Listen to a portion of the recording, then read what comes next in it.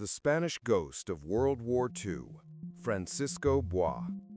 In the vast landscape of World War II, among millions of soldiers, prisoners, tyrants, and victims, there was one young man whose name almost vanished into dust. A man without a homeland, without a uniform, without a weapon. And yet, he carried out one of the most dangerous missions of the entire war. He fought the Nazi machine, not with bullets, but with a camera. His name was Francisco Boix, a Spanish prisoner who risked everything to expose the truth the Nazis desperately tried to hide.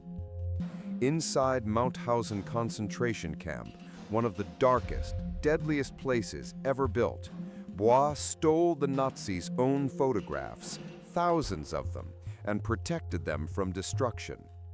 Photographs that would later become evidence in the greatest trial in human history. This is his story, a story of courage born in the heart of a kingdom of death, a story of truth in a world built on lies, a story of a ghost, one who refused to disappear. Francisco Boix was born in Barcelona in 1920, in a working-class neighborhood filled with the noise of factories, the smell of fresh bread from street vendors, and the optimism of a new Spanish republic. His father was a tailor, his mother worked in a textile factory. They had little, but they raised their son with hope. Hope in justice, equality, and freedom. At 10 years old, Francisco discovered photography. His first camera barely worked, second-hand, scratched, practically falling apart, but it opened his eyes to a new way of seeing the world. Through the lens, he sensed beauty, danger, truth. When the Spanish Civil War erupted in 1936, Boix was only 16 years old, but he joined the fight for the Republic, not as a soldier at first, but as a photographer, documenting bombed streets, injured civilians, and the international volunteers who came to defend Spain from fascism. But the Republic fell, Franco's dictatorship rose, and hundreds of thousands of Spaniards, including Boix, fled across the Pyrenees into France. They crossed mountains in freezing temperatures with torn shoes, empty stomachs, and fading hope. Francisco carried only his clothes and his camera. He believed France meant safety. He was wrong. When Germany invaded France in 1940, Spanish refugees were labeled stateless, people with no rights, no protection, and no future. Francisco Boix was arrested and packed into a cattle train, an iron box with no windows, no water, no air. The journey lasted days. When the doors finally opened, he stepped into another world. A world of cold air, gray skies, and a gate with metal letters that read Mauthausen. This was the camp where Spaniards were sent to die. A camp built on a granite quarry. A camp where prisoners lifted 50-kilogram stones up 186 steps. The infamous stairs of death. A camp where men lasted weeks, sometimes days. Boix entered as prisoner number 5185. He was 20 years old. The quarry was hell. Prisoners collapsed under the weight of stones. SS guards pushed men off cliffs for amusement. Hunger, frost, disease, and exhaustion killed thousands. But one day, Boix was pulled from the line. A guard had noticed something unusual. The Spaniard spoke German and knew photography.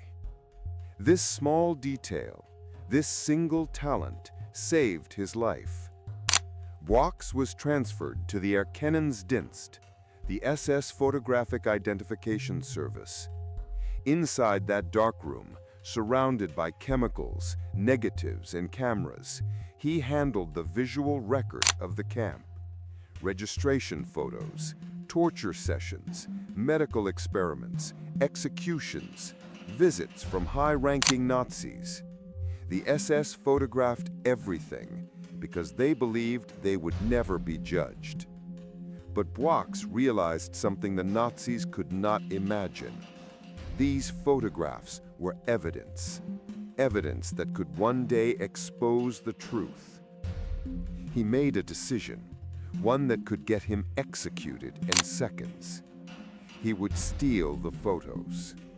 Quietly, carefully, Boix learned which officers were careless, where negatives were stored, which cabinets held the most incriminating images.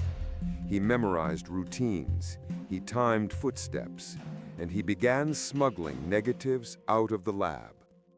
At first, just a few, then more, then dozens, then hundreds.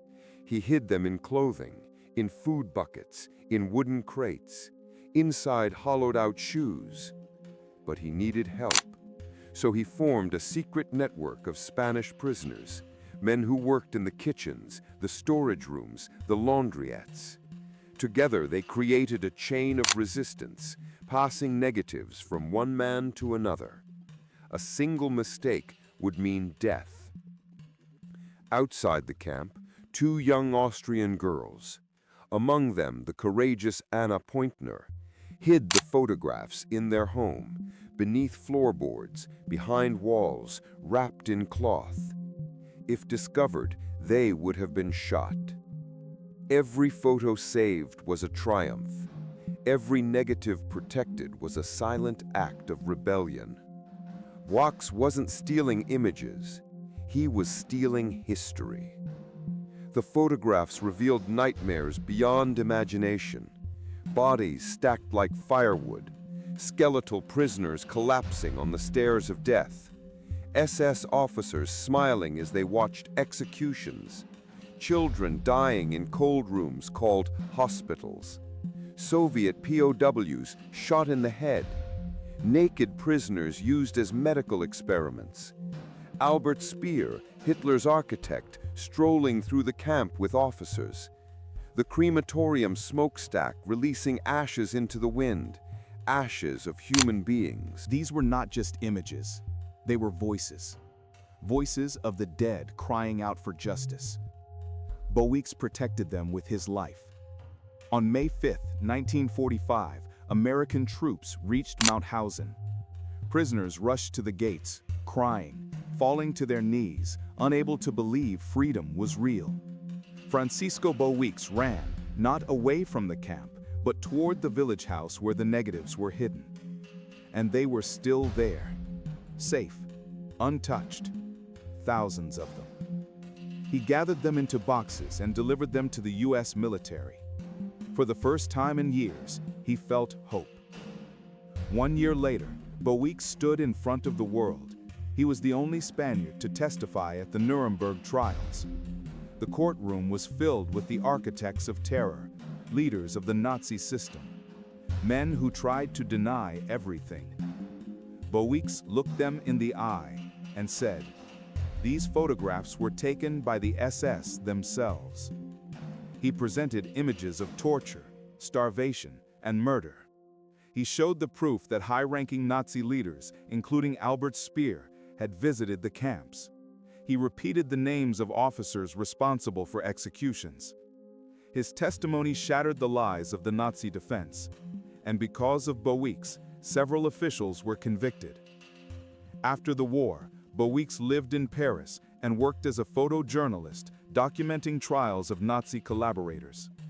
But starvation, cold, and torture from Mauthausen had damaged him beyond repair. His health deteriorated. He grew weak. And on July 4, 1951, at only 30 years old, Francisco Boix died. On his grave, survivors placed a simple inscription.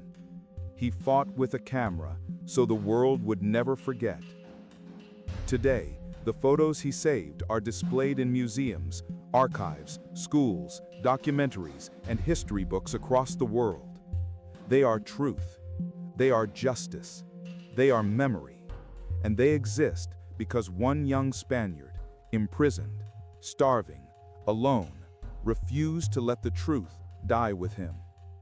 This was Francisco Boix, the Spanish ghost of Mauthausen, the prisoner who defeated an empire with light, film, and courage.